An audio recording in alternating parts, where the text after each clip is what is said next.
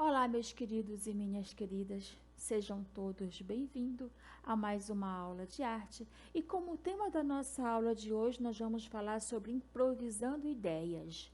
Vamos lá? Dentro das construções das releituras, podemos referenciar a obra de Mona Lisa de Leonardo da Vinci. Então, com um símbolo de consumo cultural dentro da história da arte e da própria sociedade. Então, ao longo da história e de sua evolução, é possível encontrar esse ícone simbólico dentro de várias interpretações ou releituras de vários artistas consagrados das artes visuais. A releitura não é uma cópia, uma reprodução. É uma nova leitura de uma obra. Os grandes gênios do passado fizeram suas releituras ou novas pinturas baseadas em um original. Exemplos clássicos como Michelangelo, Leonardo da Vinci, Van Gogh, Picasso, Salvador Dalí, Tarsila do Amaral e muitos pintores contemporâneos. Por outro lado, existem muitos artistas que hoje, com a tecnologia, têm possibilidade de pintar algo sem precisar ser um bom pintor. Então, uma releitura nunca é igual ao original. Existem milhares de releituras de Mona Lisa de Leonardo da Vinci. Observem, cada um desses atores, desses pintores, artistas, pintam a Mona Lisa de uma maneira diferente. Olha como Leonardo pintou a Mona Lisa. No segundo quadro, nós temos o Marshall Johnson, que ele desenhou também a Mona Lisa. Temos o Salvador Dalí. É interessante que ele botou o seu próprio bigode na Mona Lisa, né? E temos a Mona Lisa de Fernando Botero, o pintor dos volumes. Então, cada um colocou o seu eu, né?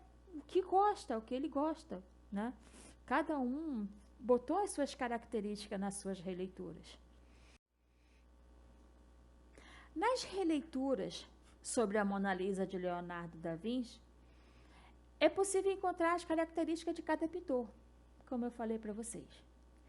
Agora, no desenho animado, antes do surgimento das câmeras fotográficas ou de filmagem que tornassem quadro a quadro, imagem sequencial, já existiam desde o século XIX.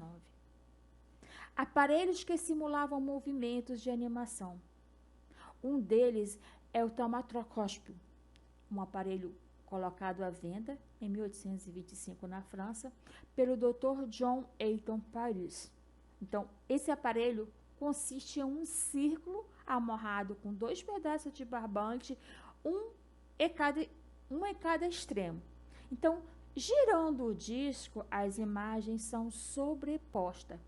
E com a persistência da imagem, acabam se confundindo em uma só imagem. Aí vocês têm como exemplo o aparelho traumastroscópio. Exótico esse nome. Então, coube ao cientista belga Joseph Antoine Proudhon, em 1832, construir o primeiro aparelho em que, em uma sequência de desenho, dava a impressão de se movimentar. O fenastoscópio tratava-se de 2 círculos sobrepostos, um com a sequência de desenho e o outro acima, com orifícios retangulares dispostos regularmente na superfície. Ao gerar o conjunto, os desenhos vistos através dos orifícios dava a ilusão de movimento. Então, isso foi mais um dos aparelhos. Nesta época também era utilizado os livrinhos mágicos, tipo bloquinhos. O cineográfico foi um brinquedo de animação muito popular no século XIX.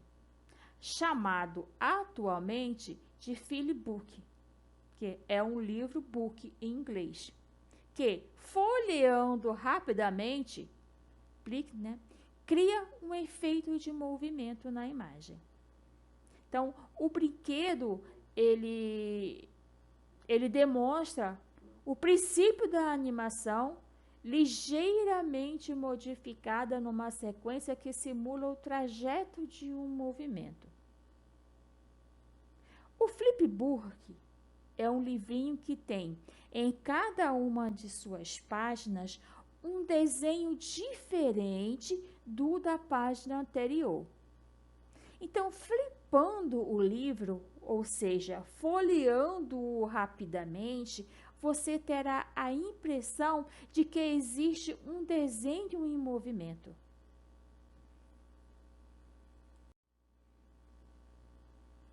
Então, quando a fotografia foi inventada, esses brinquedos deram origem ao cinema.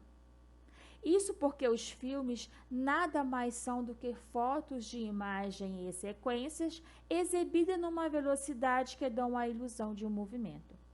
Então, a primeira sessão do cinema aconteceu em 1895. Os irmãos franceses Louis e Auguste Lumière conseguiram projetar imagens ampliadas numa tela graças a um aparelho chamado cinematográfico. Então, o primeiro desenho animado foi produzido em 1906 pelo inglês James Starrett e se chamava Frases Humorísticas de Frases Engraçadas. Em 1908, o francês Émile Cohl apresentou um desenho com aproximadamente 2 minutos. Mas os primeiros desenhos animados, como conhecemos hoje, surgiram na década de 1910. Cinema mudo, sem cor e de curta-metragem. Na década de 1920, surgiram as animações com o gato Félix.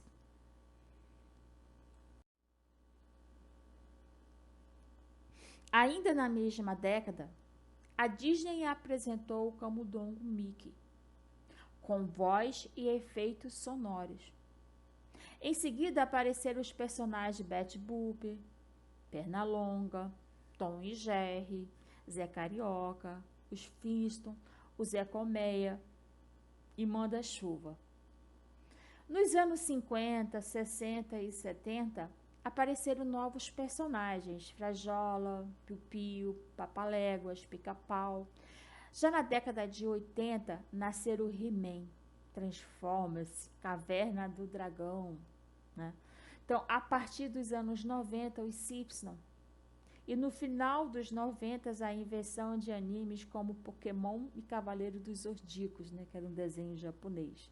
Então, não podemos nos esquecer dos sucessos de Bob Esponja e tanto mais outro ainda que estão por vir, né? Aí vocês têm aí algumas imagens de alguns deles, que com certeza vocês devem reconhecer, né?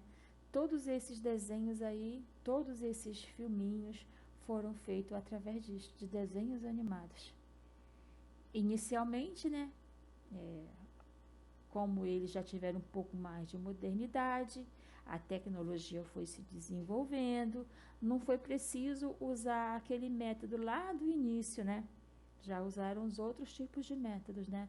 Para que esses desenhos tivessem movimento, desse vida a esses desenhos que eles fizeram. Então, meus amores, a gente fica por aqui, tá? Eu espero que vocês tenham curtido pelo menos um pouquinho. Um beijo no coração de cada um de vocês e até a próxima.